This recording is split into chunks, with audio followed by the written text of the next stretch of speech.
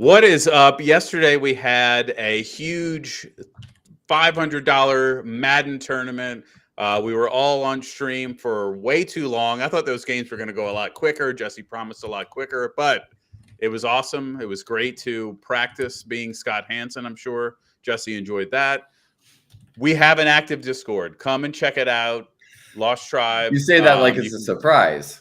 I'm saying it because not enough Believe it or people not. know about it. And it's been pretty awesome lately, especially if you want fantasy advice, you want to complain about your team, whatever it is. It's an awesome place to be. So check that out. You can go to losttribe.org and there's a link there that you can join our Discord. So more of that coming soon. We're going to have another Madden tournament next month. We're going to be doing a bunch of stuff. So check that out. But today we're going live a little bit early, but huge game tonight. Really big if you're wearing the white throwback for the Philadelphia Eagles. This is Pass the Rod. Could one of y'all pass the gosh darn rock? Hey yo, I'm trying, I ain't lying, and hosting this will be Brian. Yeah. Posting like Kobe Bryant, Yeah. flying to see the pie. Yeah. Hit the hezzy, we got Jesse, opinions get kinda messy. A fan of out of lefties, from football to racing jet skis. He goes silly when he go deep, sheesh, is Zach Zeman. Teaming up with Jack, we stack the whole team, man. Pass the rock, don't stop the shot clock. Woo. Smack the slap shot, come on, now let's talk. Pass the, yo partner, pass the rock, for real.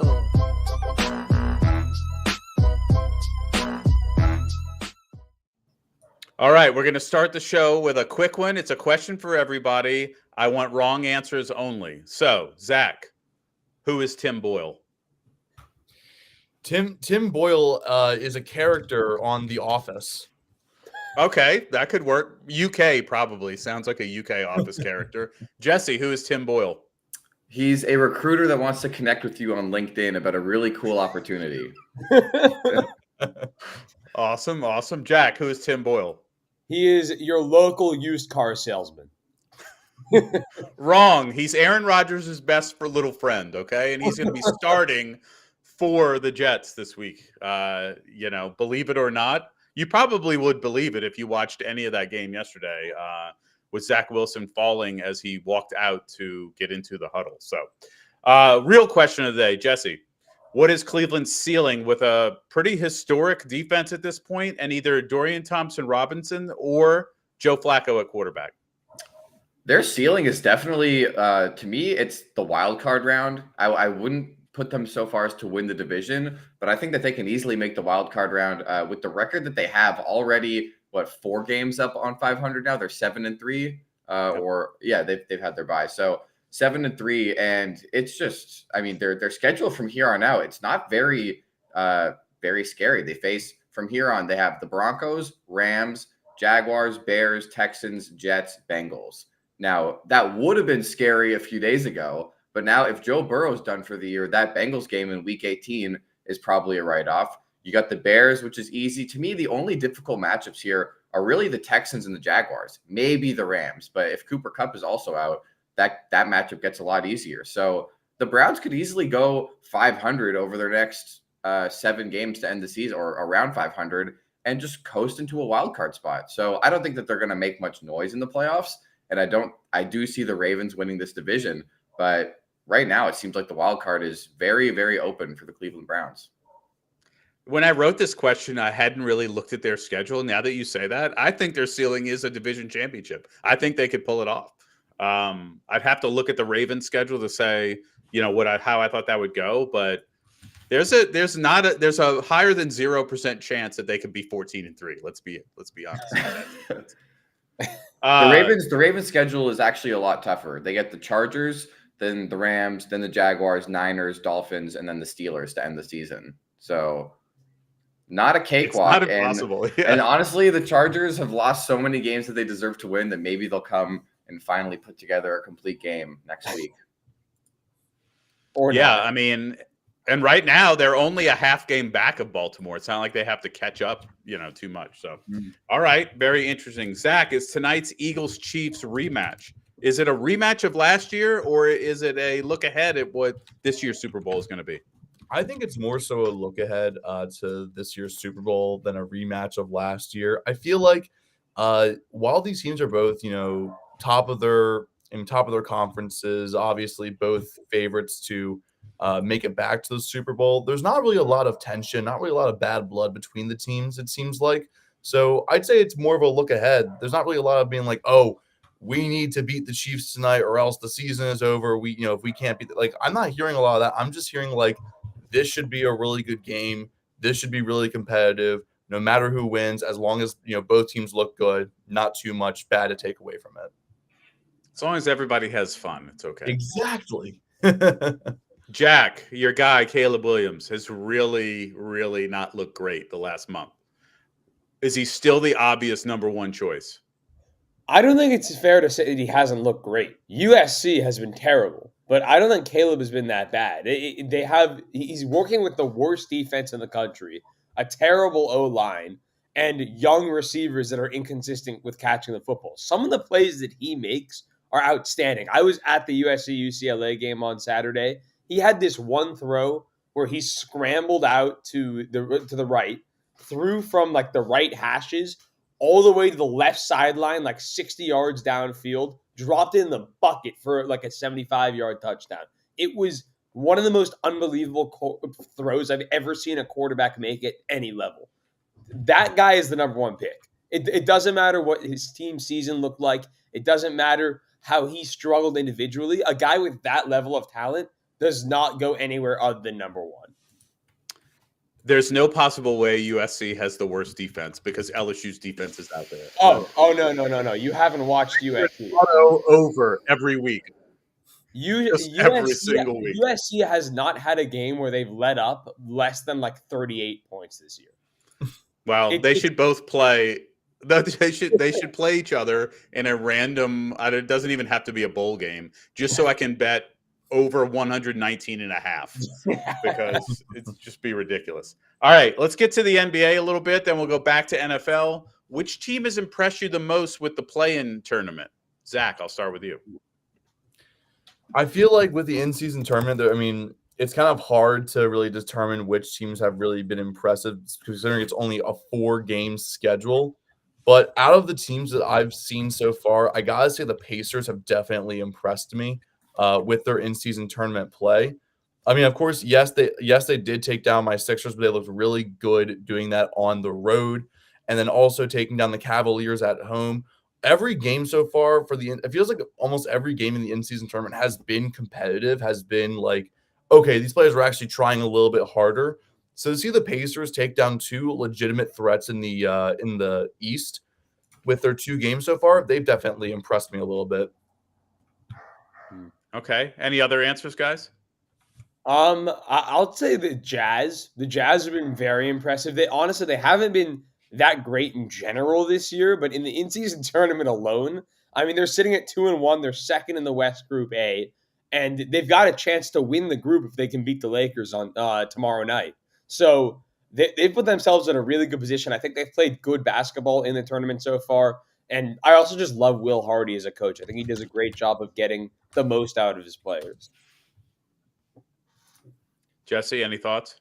I'm going to say the Kings. The Kings are 2-0 right now and at the top of West Group C. They also won 6 straight in the regular season as is. De'Aaron Fox is back and is healthy again, and they look awesome again. They're 4th in the West currently. But yeah, they're atop their division, which is a very tough division, West Group C, with the Timberwolves, Warriors, and Thunder, and then the Spurs, of course. So not an easy division to be sitting atop right now. Only 2-0, but so far they've looked great. Their offense is firing on all cylinders again, and lots of excitement for Sacramento this year. Yeah, I'm excited to see them in person tonight coming into the Blender, the Smoothie King Center against the Pelicans. So, Jack, how far can LeBron and the Lakers go if he's going to log the minutes he's currently playing? Oh, boy. Well, if he can log those minutes and stay healthy, if he can log those minutes and stay healthy, I think they can go pretty far. But it's all about health. Again, the guy's 38 years old. So, at a certain point, he's going to have some wear and tear. He's 38. But, just last night was unbelievable from LeBron. Just the way he took over that game in the fourth quarter.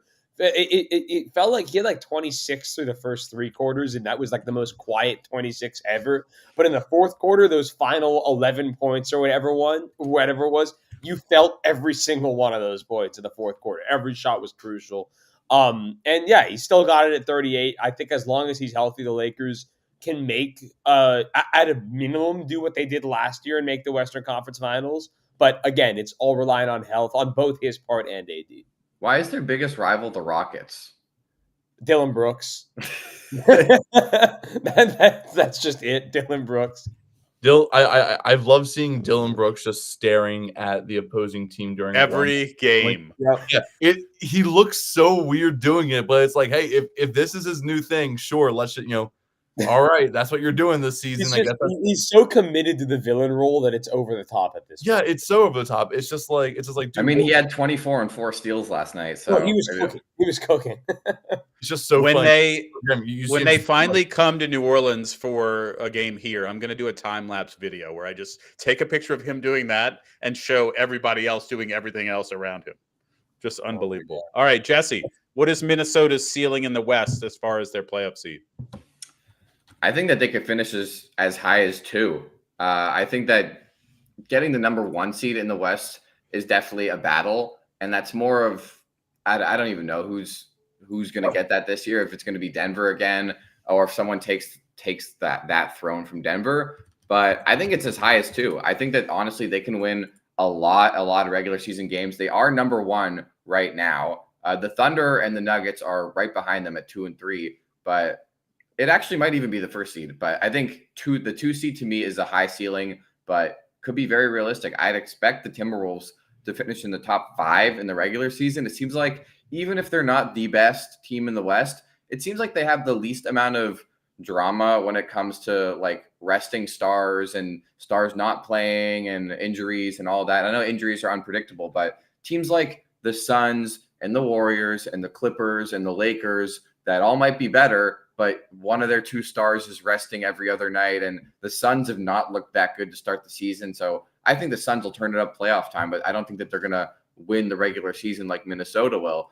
And I just think that they're primed to be top 3 in the West, honestly. But I would put minimum they finish 6th and highest at 2.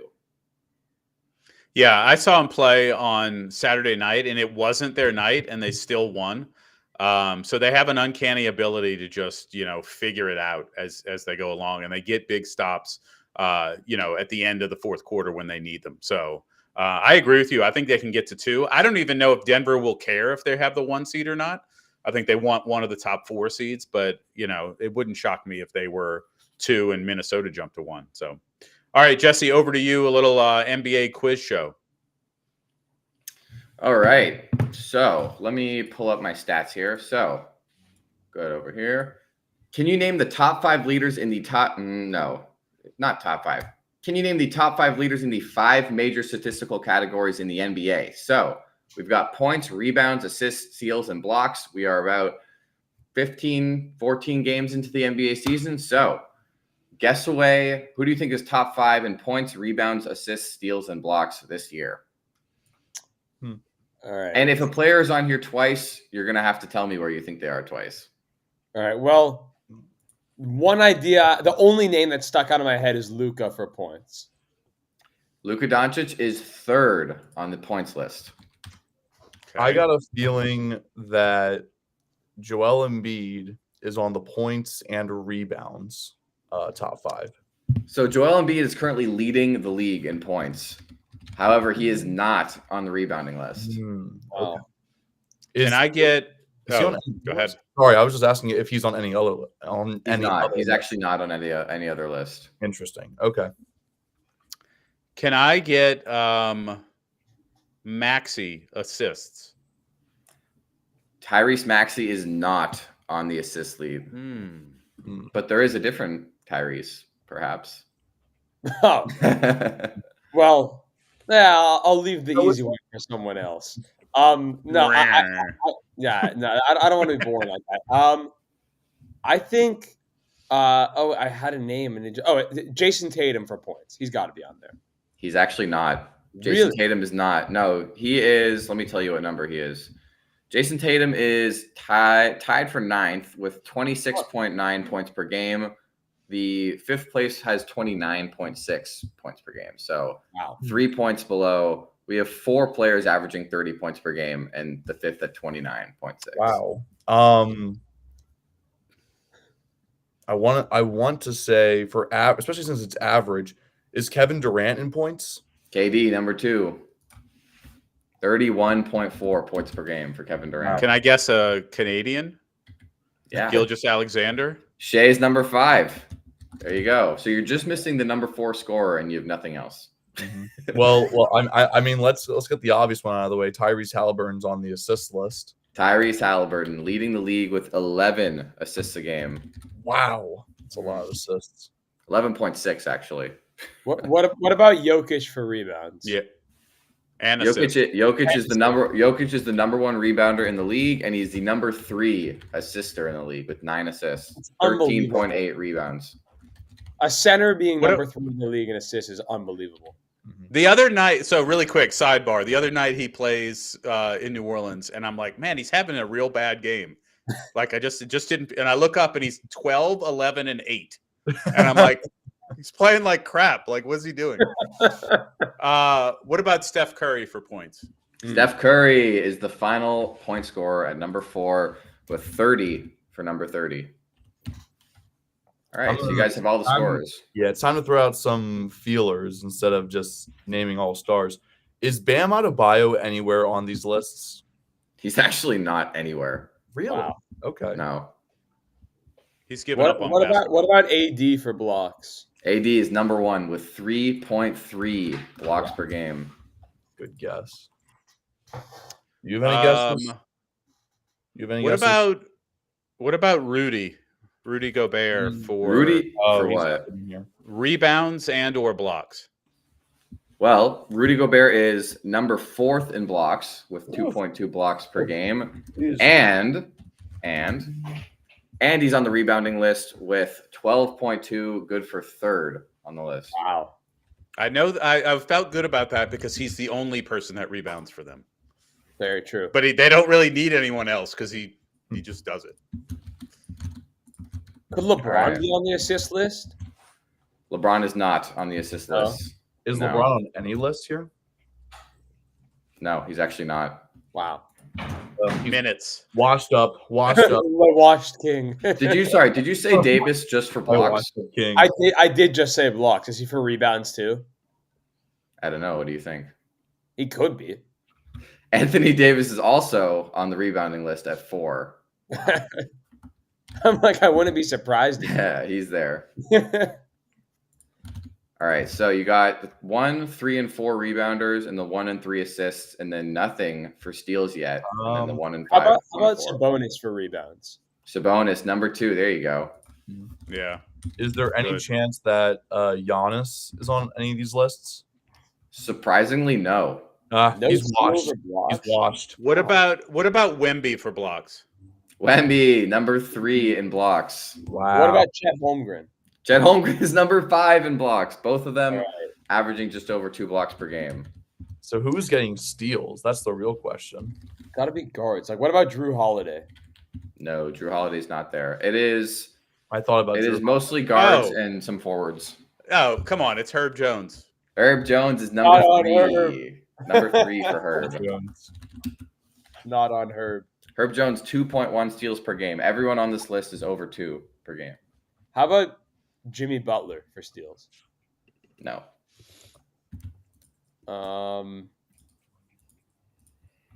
Who else would be on there? Wait, do we have all? No, we're missing 1 rebounder. You're missing 1 rebounder and the second place for blocks as well. Who's getting a lot of boards? Well, I'm just thinking if there's one player known for his defense, I feel like Kawhi would be somewhere on the steals list. Maybe. Kawhi's not. He's not? But No. Paul George. But Paul George is number 2. Paul George. Okay. So I'll give you a hint for the rebounder. This guy is famously known for how many offensive rebounds he gets. He led the league in offensive rebounding last year. We did a video on it. We did? We did a video on guessing the statistical Wait, leaders. would this be Mitchell Robinson? It's Mitchell Robinson. Let's go. I think Zach got that one right when we did it the first time. So Do I get it right again? Yeah. Shout, All right. shout So out points to and the dog. rebounds are done. Mitchell Robinson coming in at number 5 with a stout 11.6 rebounds per game. So we need some assisters, some steals, and 1 block. How about De'Aaron Fox for assists? Not No, there. no. There's one. I would say there's one pretty about- obvious one for assists that he's been up there year in year out, and you're forgetting him. What? What about Shea again for steals? Shea's number 1 for steals Very nice. with 2.5 per game. There's someone who's up there every year for assists. Yep. Kyrie? No. No, I would have said Kyrie. Yeah, I don't know. That is so antithetical. I know. General So No, I was thinking Kyrie too, but I was like, there's no way. that was really This dumb. this player who you guys have not named has finished top 5 in assists every single year for the last 5 years. Oh crap! I think since he came into the league, actually. What? Who? I'll give you a hint. Inefficient. Trae Young. Yeah.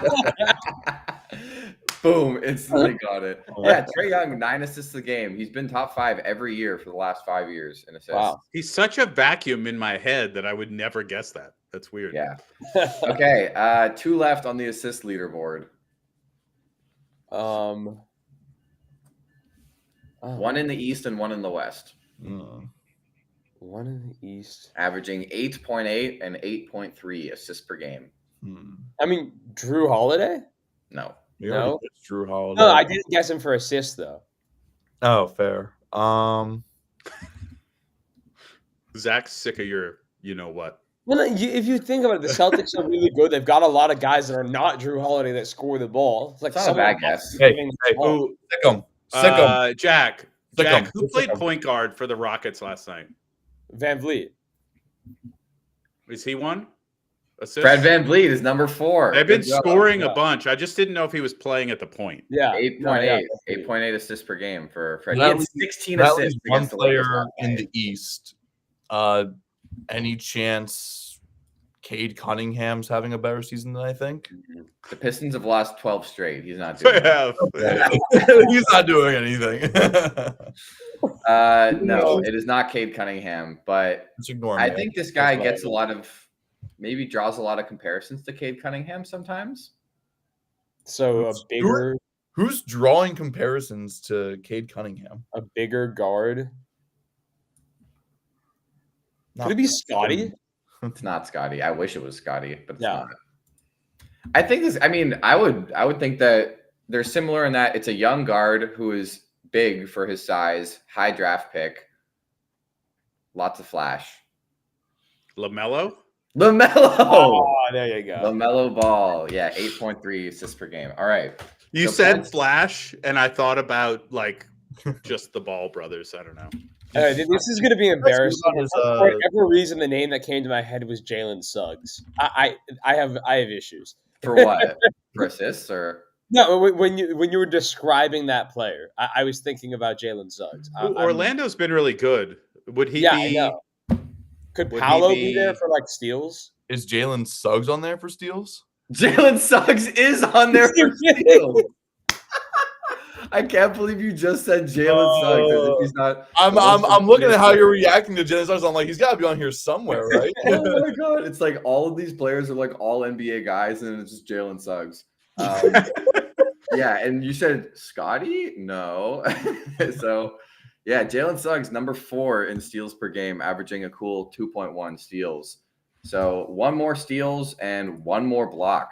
That's all you need. The blocks guy feels like it should be obvious. It is. Oh, what about Nicholas Claxton No, but that's a good guess. Oh, that's a good guess. or Jared Allen? That's also a good guess, but it's Evan neither of Mobley? those guys.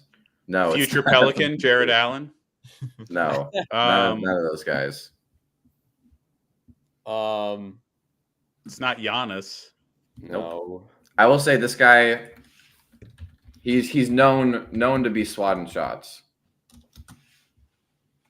Known to be swatting shots. Oh my God. And we said it's not Bam. We already guessed that. Yeah, it's not Bam. This guy has, in his career, has been a first-team All NBA defensive player. Oh God. That really narrows it down. Uh, I'll give you a bigger hint. He was first-team All Defense last year. oh Lord. Oh, We talked about him 2 days ago. Brooke Lopez. Brooke Lopez. There it is. Oh my goodness. 2.8 blocks per game for Brooke Lopez. Wow. And number 5 on the steals category, this guy has also been on an all-defensive team before. All defensive team. He's known for getting steals, known for his defense. Could it be Marcus Smart? Zach is on the money. It's Very Marcus nice. Smart. Man, this was Zach told and me. you He guys told along me. for the You told ride. me that one. Okay. Yeah. Right. All right. You guys have completed the gauntlet somehow. The dog was Zach's brain. Thanks to Zach. Good Sick of job. me. God. Yeah, I am honestly quite impressed at that Jalen Suggs poll. So good job. I mean, she came up here. I'm not even doing anything at this point. All right, threw the alley-oop. let's move on to Monday night, huh? Yeah. All right, Monday night. Who's got more to prove tonight, Jack? The Chiefs wide receiver room or the Taylor-Travis relationship with the parents meeting each other today? Oh my God. I don't even know where to begin. It's an either-or question. I couldn't have given you anything easier. Give me the Chiefs wide receiver room and move on. No. Jack, rebuttal. I'm sorry, Zach, rebuttal. I really wish your names didn't. I'm going to call one. I think of the you. bigger. I think the You know bigger what? You know story what? is about the If Eagles. we're gonna argue that the Taylor Travis relationship, parents is somehow has more to prove than the Chiefs wide receiver room, I could just argue that hey, Mahomes will find a way to bail them out anyways. It's basically Both all sides? I got. It's all I got. Both sides? Rebuttal. I'm with Jack mostly. It's just Mahomes could bail them out. Like It was a baiting question. I'll agree. I think Jesse, Brian, what were you saying? What you should have asked, the real question is Taylor Swift going to wear an Eagles jersey or a Chiefs jersey? he's not going to be there. But either way, she grew up an Eagles fan her entire life. I think the biggest move she could have done is wear a Jason Kelsey jersey to this game because she's an Eagles fan and it'll still say Kelsey on the back. Or she shows up with the Mama Kelsey like split down the middle. See if she can get her a custom made one. I'm just saying, I'm really glad that she is not going to this game because I feel like if she wore Chiefs stuffs, she probably wouldn't be allowed back into Philadelphia for a good while. But if she wore Eagles stuff, a lot of Chiefs fans would probably get mad as well. So honestly, glad that she's not going to be attending tonight. She's Yeah, Taylor good for her. Swift. She can go to Philadelphia whenever she wants. All right. Jesse, will the Chiefs running game to be able to take a little pressure off of Mahomes by having some success? No. No, the Eagles have the best front seven in the NFL. They're absolutely not. I think the only way that they actually win this game is through the air because that's where the Eagles have been a little vulnerable. I don't know what the status of the corners are tonight for Bradbury and Slay, if they're what the injuries are, but that's been the only way that anyone can do damage to the Eagles other than Jalen Hurts just making mistakes. So it's definitely not going to be on the ground. It's going to be through the air. And the Eagles are 32nd out of 32 teams as far as against fantasy wide receivers in fantasy. So if the Chiefs wide receiver room doesn't step up tonight, there's not another opportunity. I mean, come on. All right, Zach, how bad does Sirianni want to win this one? I mean, the Chiefs ruined his perfect Super Bowl. He was crying during the national anthem. He had everything going until that defensive holding call. He's probably been crying for the past week thinking about how badly he wants to win this game. I honestly think, it's probably a big matchup that both teams have had circled on their calendars for ever since the Super Bowl ended. Both teams have been looking forward to this rematch, this matchup. But like I said, despite, looking forward to it, doesn't seem like there's a lot of bad blood in this matchup. It's just, two really good NFL teams that just don't really have beef. I mean, Eagles and Niners have beef. Eagles and Chiefs don't really have beef. So honestly, yeah, everyone's looking forward to this matchup, but no one's like, if we don't win this, the season is over, everything's done for. All right, Jack, prediction? All right. I think it's gonna be a really good game. I've got Eagles 30, Chiefs 27. I think it'll be pretty back and forth, but at the end of the day, the Eagles have just been the most well-rounded, complete team in the NFL this year, and the Chiefs have shown their flaws, but obviously, you still have Mahomes, you still have Kelsey. You're gonna be in any game. So yeah, I've got the Eagles narrowly. Jesse? I got Eagles losing to the Chiefs again, 27-24, a little lower scoring this time, but someone's got to take the Chiefs, right? Zach? I mean, I probably have the most obvious prediction out of any of our predictions for any Monday Night Football game. Of course, I'm taking the Eagles to win.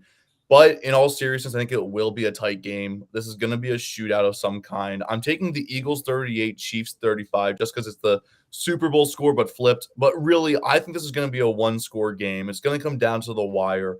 The secondary is fully healthy, but I am concerned about the Eagles secondary, how they perform tonight against Patrick Mahomes. That's the matchup I think we have to watch out of everything going on. I say the Eagles will win in a close one. Yeah, I think the other thing to watch is the Chiefs' defense has been really, really good. And, I have them on a few fantasy teams, and I won't start them when they have those big matchups, and they always come through with a good showing. I think it's Eagles 27, Chiefs 24. I think this is just too tough of an offense with the Eagles for the Chiefs to really shut down. But anytime you can get points with the Eagles, you take them. And so I would take that +3. I think the Eagles do win it out. More questions. Jesse, are the Jaguars and Calvin Ridley back, or was Tennessee just quit?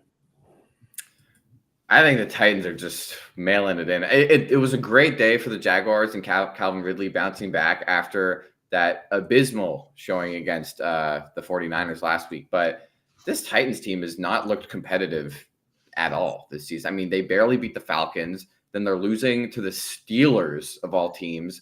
And now losing to the Jaguars again. I mean, the Jaguars are a good team. Steelers, they're not bad, but it's just the Titans have already mailed it in this season. Derrick Henry said that it sucks. I don't think he's ever been a part of a team this bad.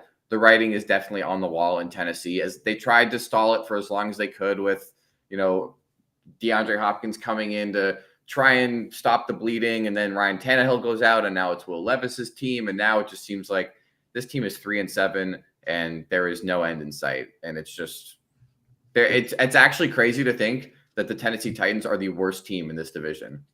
And I don't think it's particularly close. Have the Colts and Titans played yet? Because that would, I think that I would take the Colts at this point. They I have would better offense, better defense is close, but I would say better offense. Yeah. All right, Jack.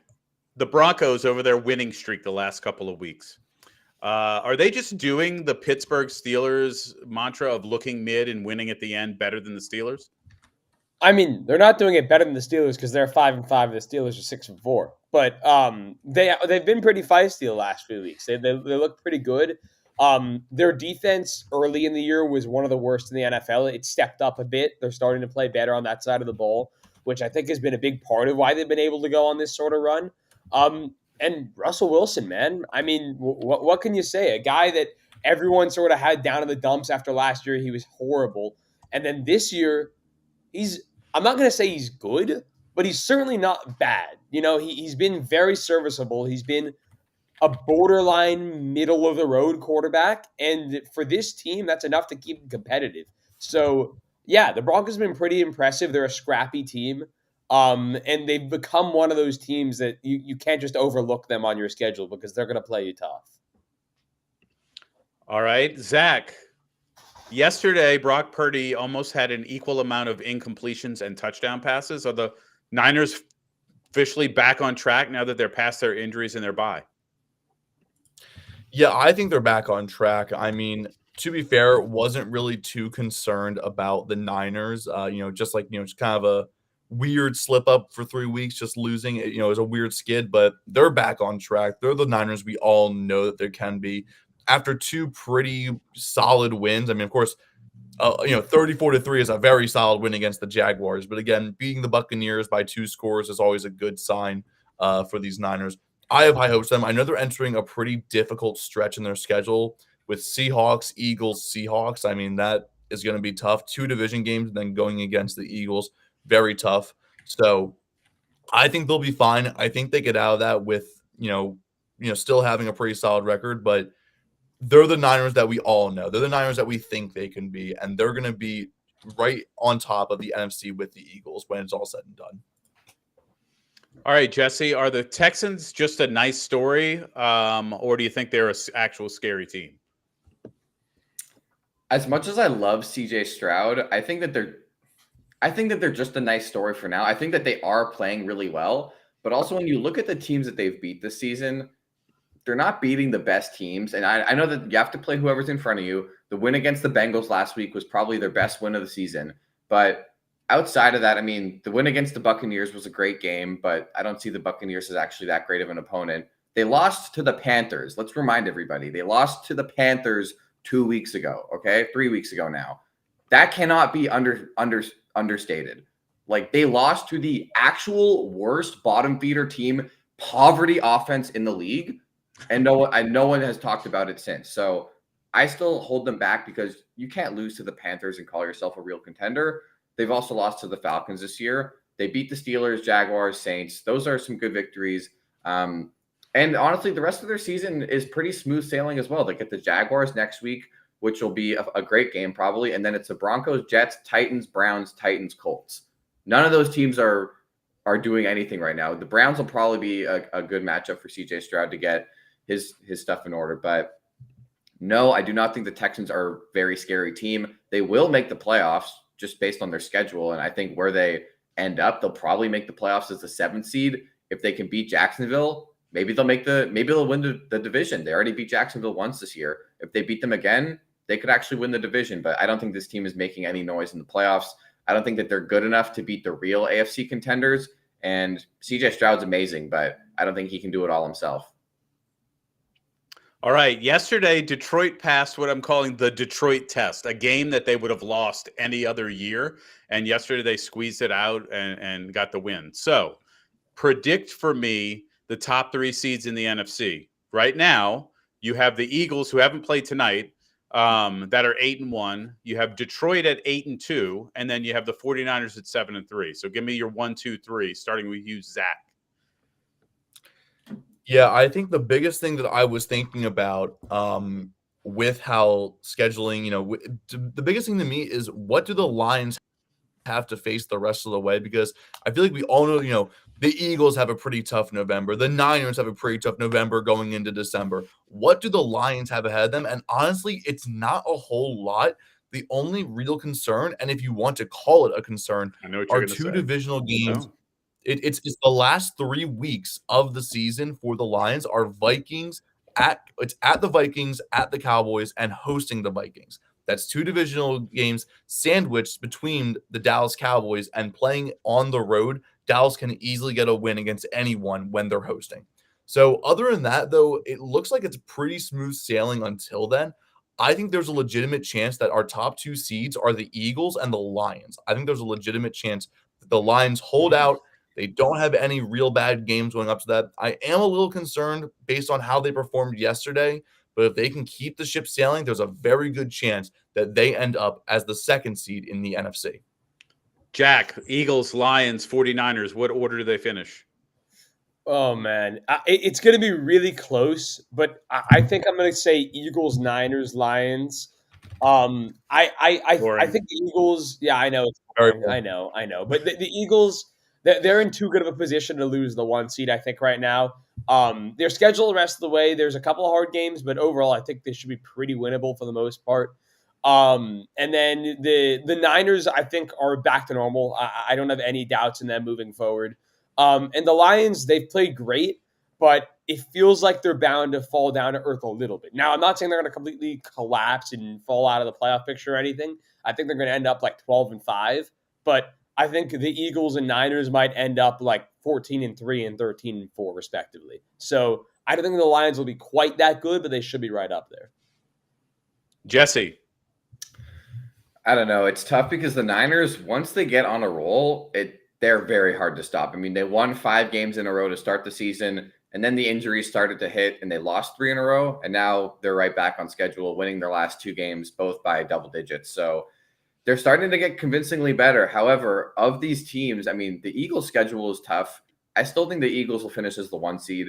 The Niners, their schedule is definitely tougher than the Lions. They face the Eagles. They face the Seahawks twice in the next 3 weeks. Although the Seahawks could actually be very easy wins if Kenneth Walker and Geno Smith getting injured this past week. So might not be that difficult for the Niners. But then after that, the Cardinals, Ravens, Commanders, and Rams to finish the season. I'm going to say it's going to be the Eagles and then the Niners and then the Lions, just because I think the Niners are just such a wagon. But I think that they'll all be 1 game apart. I think that it'll probably end up being, you have the Niners at 13-4 and 12-5, the Eagles 13-4, 12-5, and the Lions probably right there is 12-5, 13-4 even. I mean, they're all going to be right next to each other. So it's just going to be a toss-up, honestly.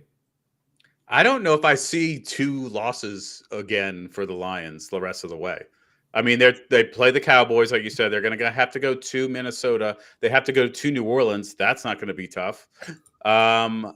This is not just to incite all the Instagram bros, but I think it's going to be Lions, Eagles, 49ers. I just think they're right there.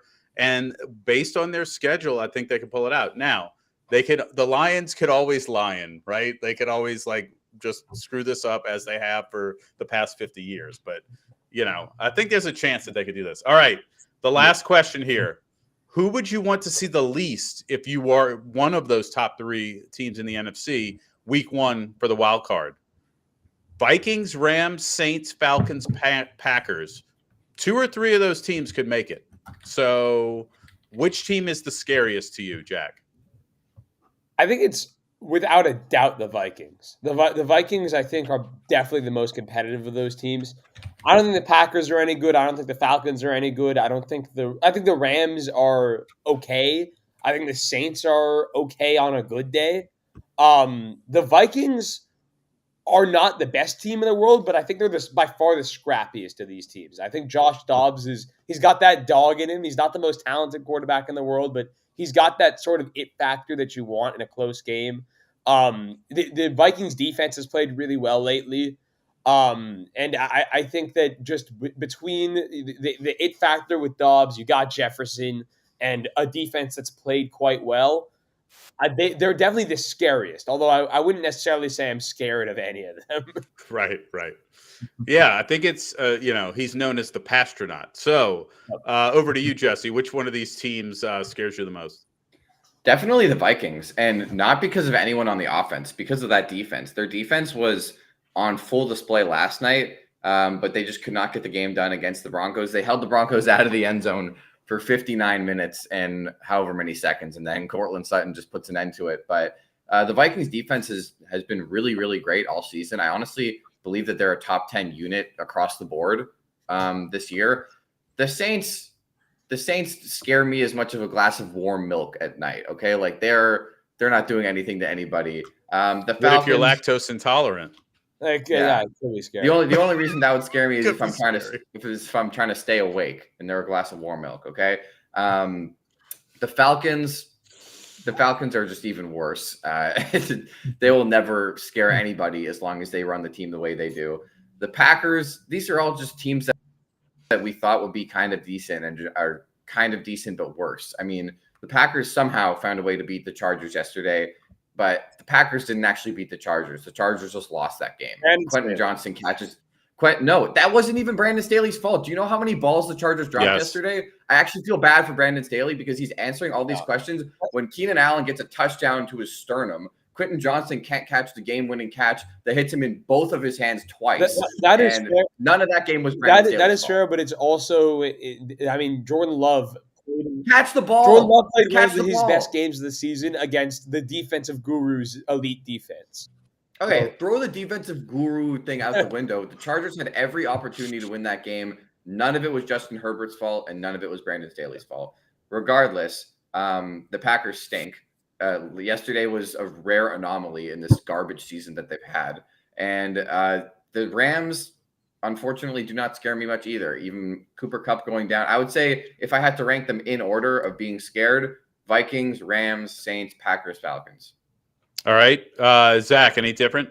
So my answer ultimately is the same with the Vikings, but I do want to mention that I mean, a lot of these teams, I look at them and I'm just like, yeah, I'm not really that threatened by them, whether it be due to just underperforming or injuries or just underwhelming seasons. The Falcons' defense is underrated, but it's not going to compete with any of the top 3 teams in the NFC. So I just wanted to kind of point that out. But with the Vikings, yes, they are scrappy. Yes, they are like there's a big story going around them, like, oh, like you lose Kirk Cousins, you lose Justin Jefferson, the season seems all but lost. But then the Pastronaut comes in and the season is not lost.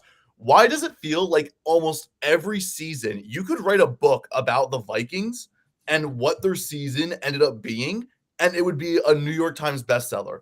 Last year with the 13-3, just everyone thinks they're frauds, and they ended up being frauds, but it was a really exciting time for the Vikings. With 2017, Case Keenum stepping in and leading the Vikings to the NFC Championship with the Minnesota Miracle pretty much capping off that season. You could write a book about this Viking season and it would sell so well. If the Vikings make the playoffs, I do think they are the scariest team to face if you're a top 3 team. And it's just the narrative behind them that will keep the momentum going. I would love to see a book written about these past 5 or so Viking seasons. I think it would be an instant bestseller. They are And so the title could they are so freaking dramatic. the title would be Not Really That Close, because they're just never that scary. They're never gonna win anything, but damn it, they will tell a story about it. They will make it a story for you.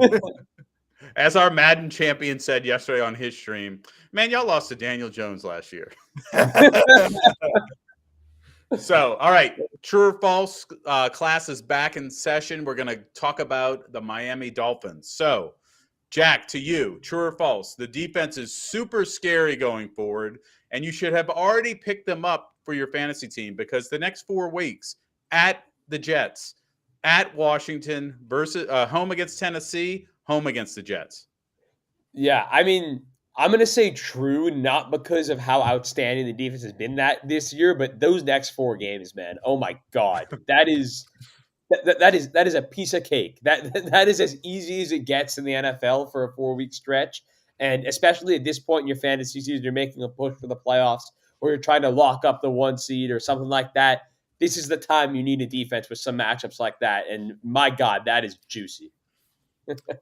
All right. I love that you said this question, Brian, just because I'm the person who on their bye week last week picked up the Dolphins and the Chiefs defenses and stashed them both on my bench because of the matchups that they get. They both face the Raiders and then the Jets twice in the next 4 weeks. Just give me the ring already. I know. I have a league where I had the Chiefs. They weren't on bye, but I wasn't playing them against the Eagles. I had the Steelers in, and then 10 minutes before kickoff, I picked up the Dolphins. I was like, not trusting the Steelers are going to do something weird and stupid today. Although I might actually be scared of a New York backup quarterback coming into the game, Tim Boyle. Imagine he has a Tommy DeVito-like performance and just shocks the world. And throws up mafia signs on each touchdown. No, if genuinely, actually, this might need to be a question. What happens if Tim Boyle comes in and throws 300 yards and 3 touchdowns and beats the Dolphins? Then what? Aaron Then Rodgers. You have a quarterback. Yeah. Then Aaron Rodgers. Then do you tell Aaron Rodgers to quit the therapy and just ice it? Rodgers. Dude, Tim Boyle is going to be the. Oh, God. Awesome. Glitches are cool. Okay, going to you, Zach. True or false? The Dolphins don't even need Devon Achane with the way Mostert's playing. They should just bench him, let him get right for the playoffs. I think this is true. Mostert looked really good all season. And, I mean, Achane's clearly the future. But, I mean, right now, why not let him rest, let him get healthy? I say this is true. Jesse, true or false? This motion-based offense that Miami runs is great for regular season, won't translate in the playoffs. False. I see no reason why it wouldn't translate into the playoffs. I think this offense is amazing. The only reason it might not translate is if they play in the snow. That's literally the only reason, because it'd be a lot harder to motion guys around when there's snow everywhere. But there's no reason that the offense shouldn't continue to dominate. They've been a little less explosive the last few weeks, and it seems like a lot of teams are just spending all their resources trying to slow down Tyreek Hill, even though that's never going to happen. But no, I don't think that. I think that I'm very excited to see this offense translate into the playoffs because we didn't get to see it last year. But yeah, I think there's no reason other than the weather that this offense shouldn't dominate. All right, Jack, we just talked about their schedule coming up, but true or false, the entire season for the Miami Dolphins comes down to week 17. They play Baltimore. If they can't beat a team with a winning record, does that just ruin their confidence going forward? So true or false, that's their game of the year. I mean, it's definitely a good benchmark to see, where you're at against a great team. I think I would say false, though, just because I believe so much in Mike McDaniels and the culture that he's built there that if they were to lose that game, look, if they got slaughtered, yeah, then this would be true. Their season's over if they were to get killed. But if they were to lose in a game where they were competitive, I believe in Mike McDaniel's ability to spin it as in a way that, like, look, we were right there. We could have won this game. And if we get this rematch in the playoffs, we will win this game. So I don't think the season's over with a loss. With the demoralizing loss, yeah, it would be over. But wait, so what happens if the Broncos win and then all of a sudden they beat a team that has a winning record? I guess technically, yeah. Or the Raiders. The Raiders and Broncos are both 5-5. I think they need to beat a legit team. I just think that if they go into the playoffs having lost to Baltimore, having lost all those, losing to the Bills and other, I just don't see where that motion offense saves them, and B, where that that confidence is there because they're not beating anybody worth a what. Actually, and not to mention the last 3 games of their season: Cowboys, Ravens, Bills. It's going to be a fun. They'll have their chance to beat a team with a winning record. Yeah. Awesome. Yeah, they might go into the playoffs on a 3-game losing streak, having only beat like the Giants and the Panthers and all those other teams this year. Exactly. It could be sad. Patriots. Don't forget the Patriots. All right. Twice. Okay, so we did a little query, of all these backup quarterbacks who are now starting for their teams. So I'm going to give you a full list of backup quarterbacks starting for their teams. And I want you to tell me your top 3 of these guys. So I give you Aiden O'Connell, Tommy DeVito, Will Levis, Josh Dobbs, Tim Boyle, Dorian Thompson-Robinson, Jake Browning, Gardner Minshew, Kenny Pickett. I know Kenny Pickett started week 1, but let's be real. He's a backup. So. Okay, I'll go first. Let's do it. Let's hear it. So my top 3 of these current NFL starters, I'm going to go Josh Dobbs. This is not in order.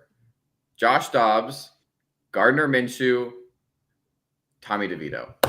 No. After yesterday, you're a believer. Tommy DeVito is him. No, okay. I'm joking about Tommy DeVito because anybody can light up the Commanders secondary.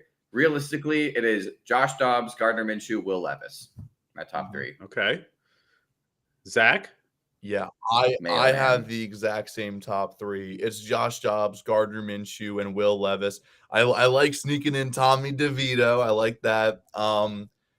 And it's so weird to me that, yes, Kenny Pickett deserves to be on this list, but man, he has just forgotten how to throw the football more than 5 yards. It is just baffling seeing him throw the ball anywhere past that.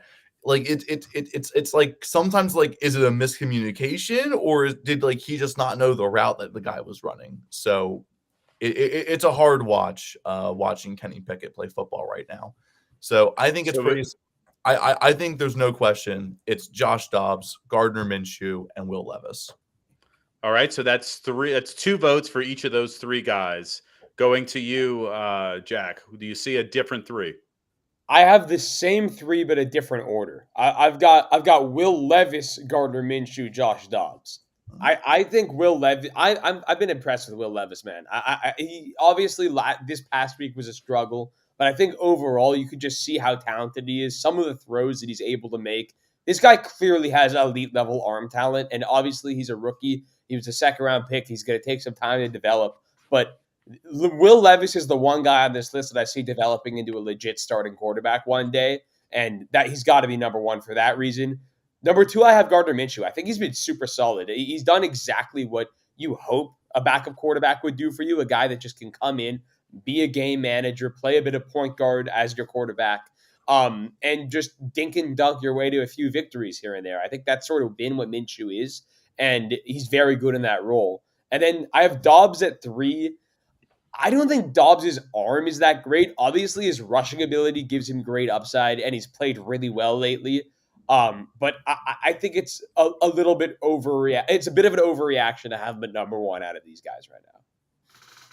All right, going back to the top of the circle, who's the worst quarterback on this list? Jesse. Ooh. Wow.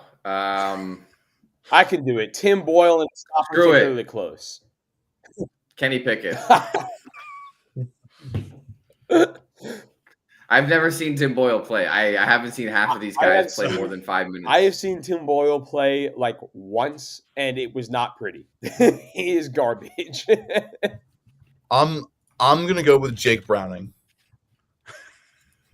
Just to be different. Just to be different, honestly, it's like who's going to be paying attention to Jake Browning? No one is. All right, let's end on a little more of a positive note. So you took out Gardner Minshew, you took out Josh Dobbs, you took out Will Levis. Who's 4th?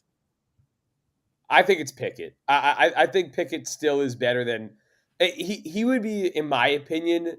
He should be a high-end backup. I think he's good enough for that, to sort of play the Gardner Minshew role, dink and dunk, be a point guard. Don't be overly aggressive with him. Don't make him throw the ball too far downfield because he can't do it. But if you play conservative with him, he can be accurate enough to win you some football games. Jack, if you had to guess, how high do you think Kenny Pickett's highest passing yards in a game is this season? Highest? 220. Actually, pretty close. It's 230. Yeah, it's not good. 235. Sorry, He was cooking that day. Oh man, he was cooking that day. Oh wow! And it was against the Raiders. He was in his in bag. week 3. He was in his bag. Well, I'm pretty sure CJ Stroud threw for 245 yards and a half this past Sunday. Yeah. Yeah. Was that the game where he had the long, it was like a 5-yard slant for a touchdown? This was this With, past. But No. I'm talking Pickett. about Pickett. My bad. Oh, maybe, honestly. But honestly, the reason I said Kenny Pickett might actually be the worst one on this list is he has had an opportunity to prove that actually play a season. And most of these guys on the list haven't had that yet, or a few of them have, like Gardner Minshew. But, I've never seen Will Levis with a complete season. We've never seen Tommy DeVito, Aiden O'Connell, DTR, Jake Browning, any of those guys with a full season, obviously for a reason. But I don't know. Kenny Pickett has had the chance to prove himself and has not. But the other guys have not proven themselves in either direction. I know that Kenny Pickett is not a good quarterback. I don't know for the other half of the guys on this list. I think I would actually rather take the uncertainty that someone could be bad than the certainty that he is bad.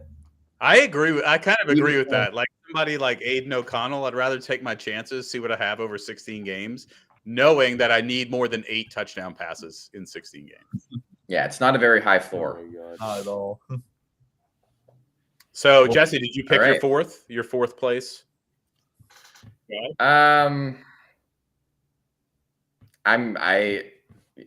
I don't want to take Kenny Pickett. Screw it. Give me Danny DeVito, New Jersey legend.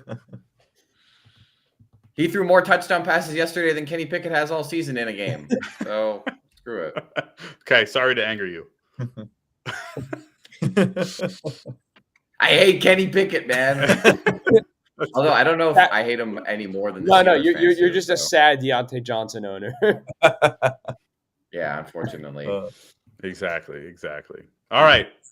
Do we have a game today or no? I don't know if we have a game. We might have. I didn't even get the chance to hype it. Oh, you know what? I have a leftover NBA connections. Let's Okay. run that. How about it? I didn't even get the chance to hype up DTR. He was going to be my 4th. He was my fifth. Oh, I'm sorry. DTR was my 5th. Go ahead. Tell me about DTR. DTR. Well, DTR is only my 4th because I think he still has upside with his mobility.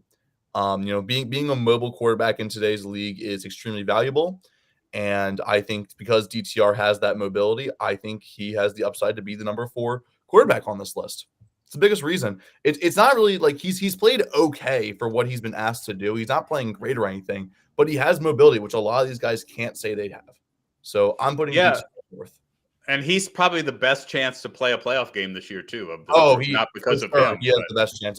The Browns are making the playoffs. They are making the playoffs. We just got a comment saying Kenny Pickett is super mid, but the play calling couldn't be any worse. Warren is running the field, and they put in Najee every time. Sounds about right. I agree. Frustrations. Warren is All right, well, let's end off here with a little game, what we like to call NBA Connections. So let me pull up my screen, and we'll get going.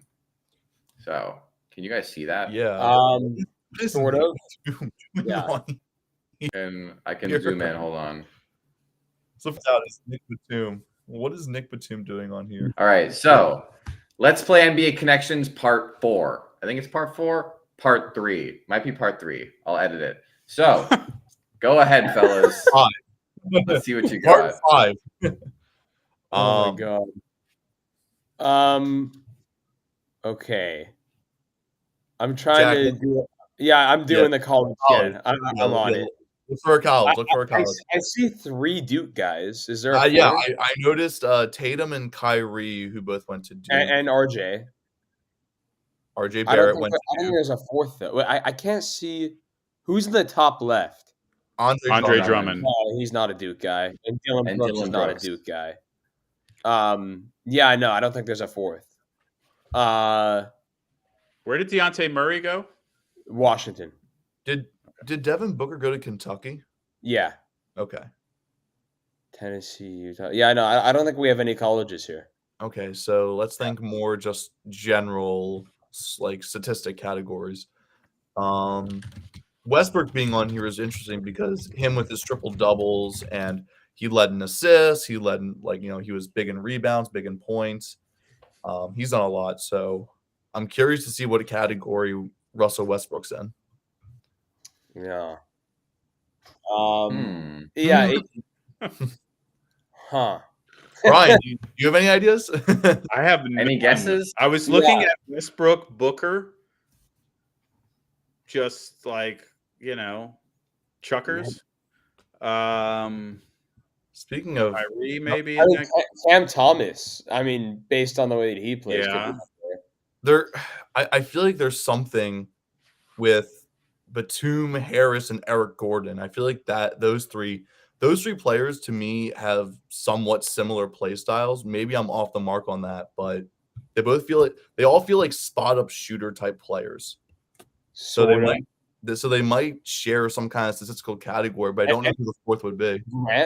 Grant Williams, maybe. Grant Williams? That way. Let's try it. Yeah. Nope. No. Nah. Worth a shot. Man, my mind is like blank. I would say try to take one player and then branch out from there. Like look at a guy, see what he has about him, and then go from there. See what he's all about. Yeah. Well, Eric Gordon is hated in multiple NBA cities, specifically New Orleans. Who else could be hated? Russell Westbrook. Dylan Brooks. Dylan Brooks is hated in every NBA city. Kyrie Irving. Except for Houston. Yeah, Kyrie. I don't know. I don't know if like the most hated players in the league is a category, but and Russ. Getting Eric Gordon, Kyrie Irving, Dylan Brooks, Russell Westbrook. Yeah. No. Yeah. I think Eric Gordon's not a bad guess. Yeah, I don't know how hated Eric Gordon is. I don't think I've ever heard someone hate Eric Gordon. Oh yeah. It's just Brian. It's just Brian in the New Orleans. Yeah, all of New Orleans hates him. Come on, boys. I have no idea. I think we really need to start with Mr. Triple Double, Russell Westbrook. Have any of these other players been known for triple doubles? I feel like Grant and Russell Westbrook could be in the same category, and they were also teammates. So yeah. You also have like Cam Thomas, like high points per game for a guy that's like a second rounder. Yeah, but I'm not gonna lie, it's been a while since I made this, so I kind of forget what some of the categories are. So this is gonna be fun for me to watch as well. Hold on. Hold on. I might be cooking here. Russell Westbrook, Kevin Durant, Kyrie Irving, Eric Gordon, all teammates with James Harden at some point in their careers. That's true. Nope. Dang. Not the answer I we're looking really for. thought I cooked for a second. I really thought I cooked. That is true. He almost did. Wouldn't Andre Drummond be a teammate of his too, though, in Brooklyn? Oh, Were I they forgot about teammates Drummond. in Yeah, I Brooklyn? think so. No, Oh my god. no. Was Cam They were Thomas traded. also a They were teammate? traded for each other. They were traded for each other. They were Oh, never Cam teammates. Thomas may have been, though. Yeah. Yeah, Cam Thomas. Yeah, was. Cam Crazy. Thomas was. but And Andre Joe Drummond Harris. was in the- Joe Harris definitely was. Okay, I get it. All right. You don't need to rub it in.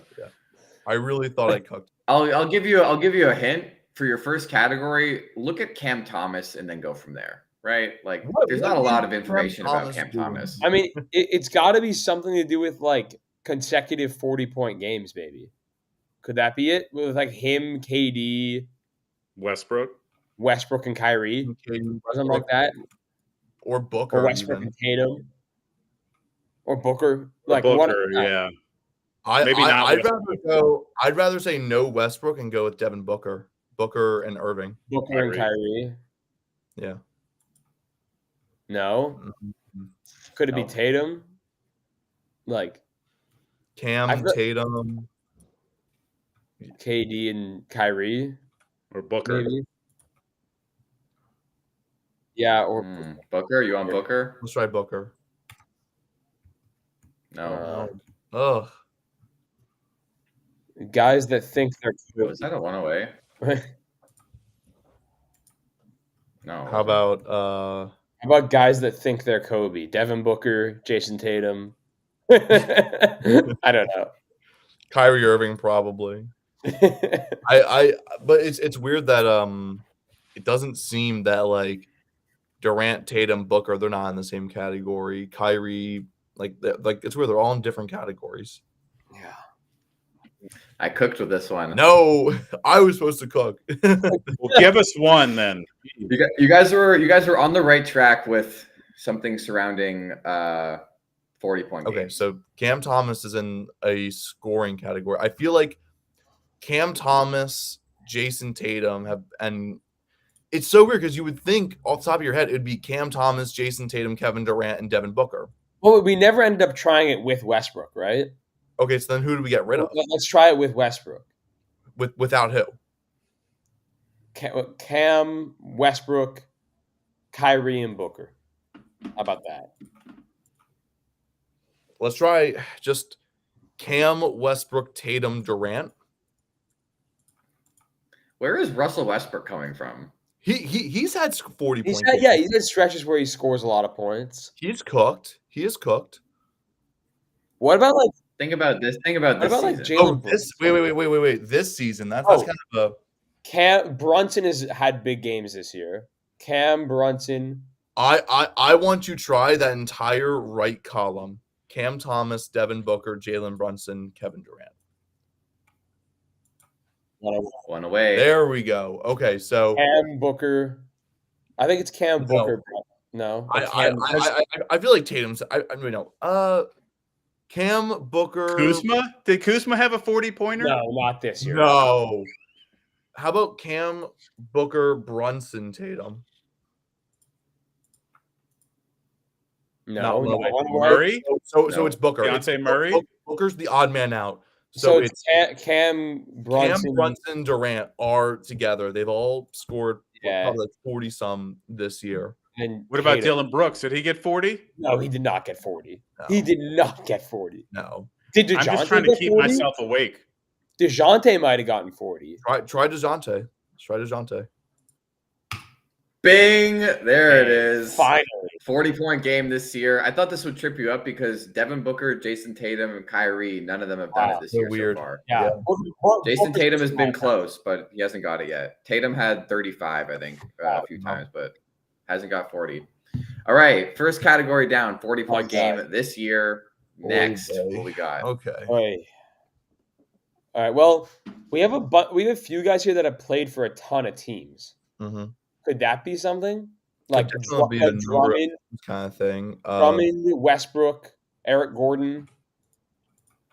and Batum have been around. Nope. I do feel like there's got to be something with that shoot. Like, What there's if got we to be go the opposite? What if we go the opposite? People that have played for one team: What? RJ, Tatum, Booker. RJ, Tatum, and Booker. That's it, though. That's it. Yeah. Mm. Yeah, that's it.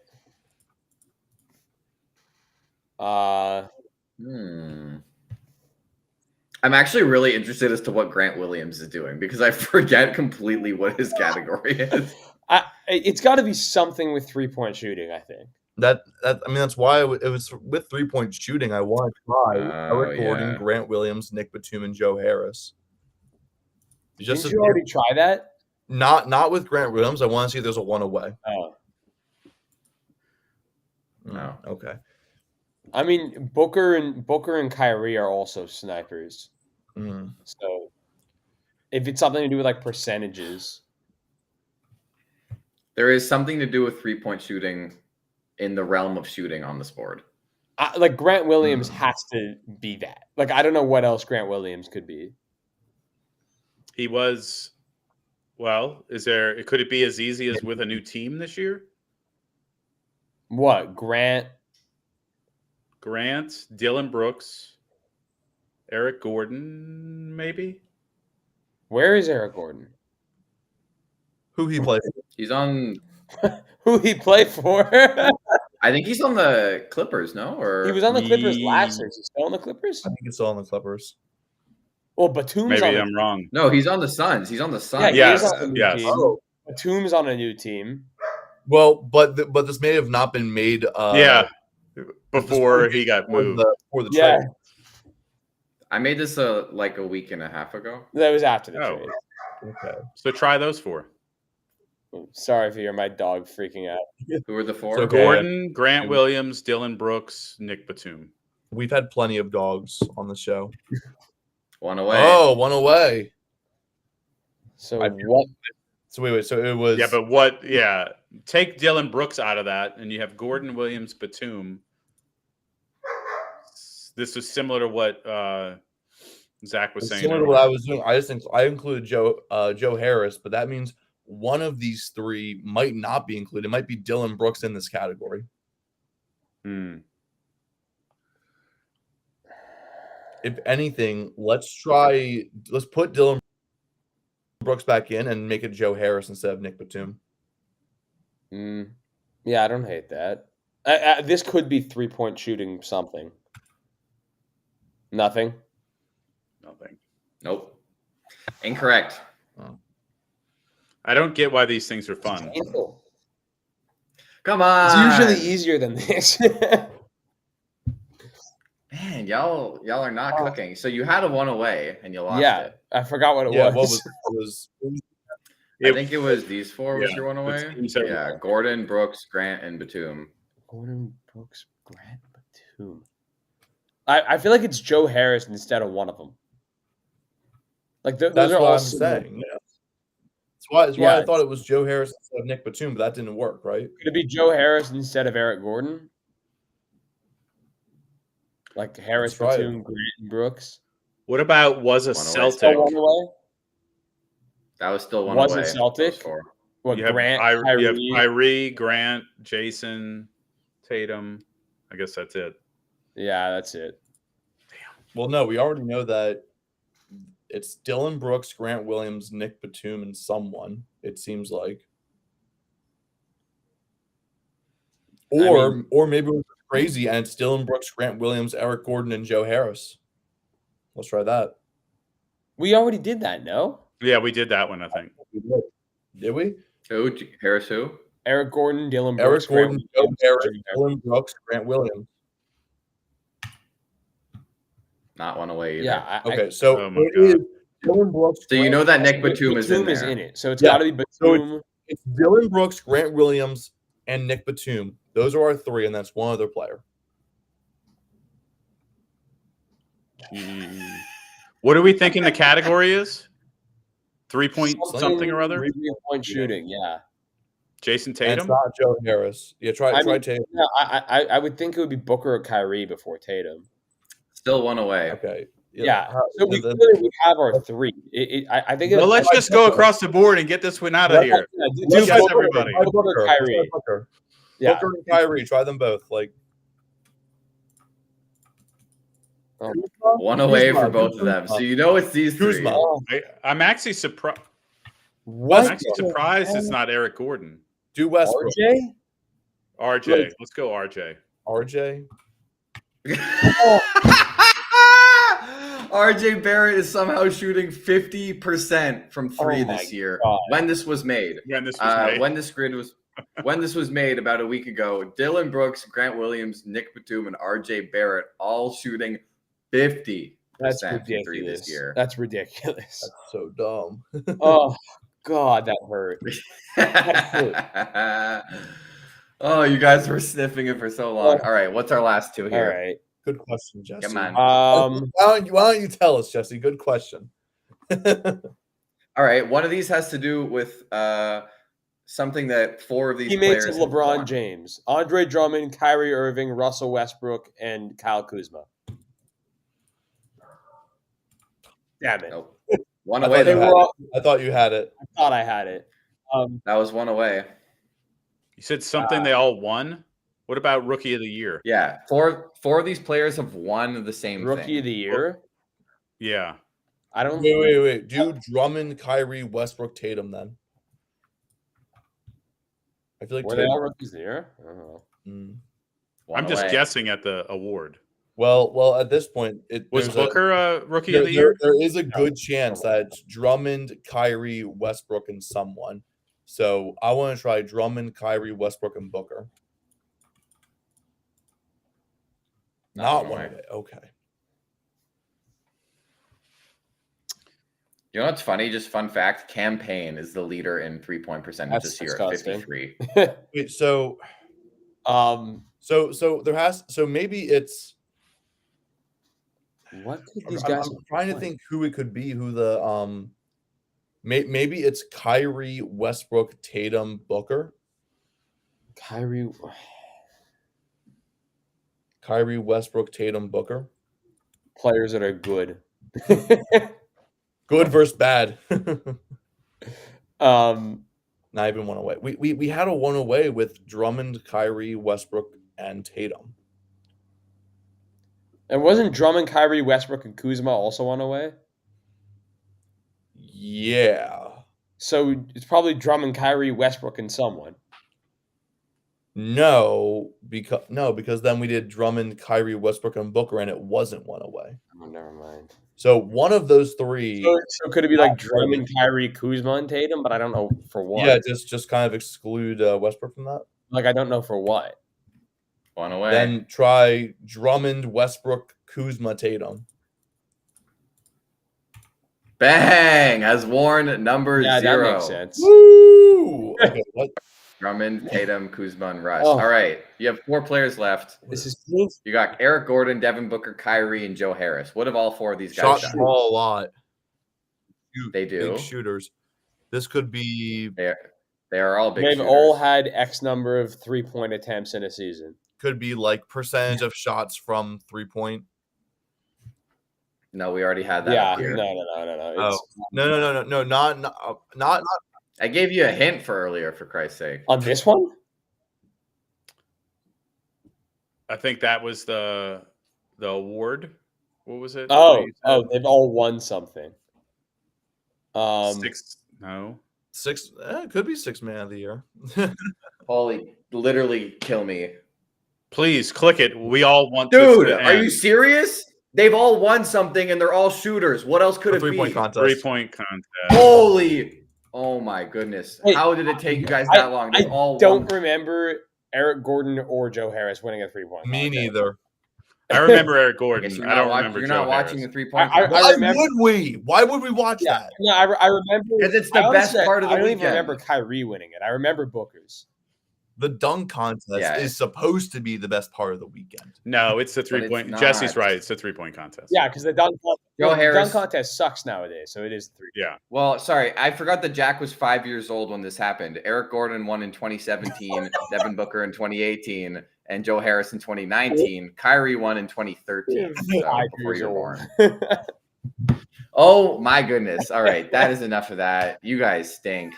Jesus. Thank you, Jesse. Appreciate it. That is exactly how we're going to end it. Right there. Yep. We all stink. Yeah, everyone stinks. Diggy on the track, boy.